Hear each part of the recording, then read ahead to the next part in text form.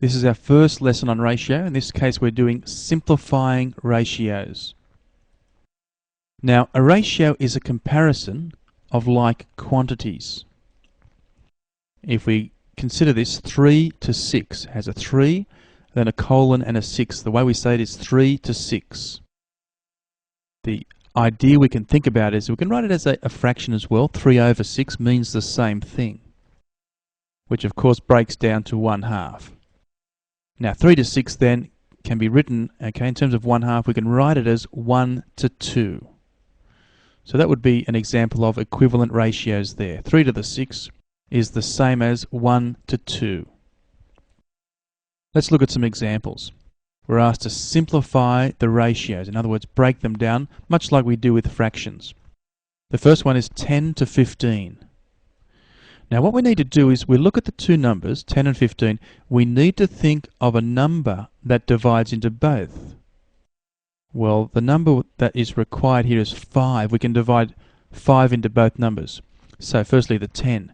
10 divided by 5 will give us 2. And then the 15, if we divide that by 5, we get 3.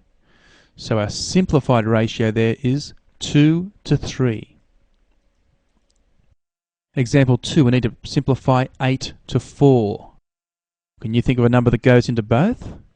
Well, if you said 4, that would be right. We're going to divide both by 4. So 8 divided by 4 gives us 2. And then 4 divided by 4 is 1. So our simplified ratio there is 2 to 1. Our third ratio there is 12 to 18 to 15. It gives an idea there. It's not always just two numbers involved with ratio.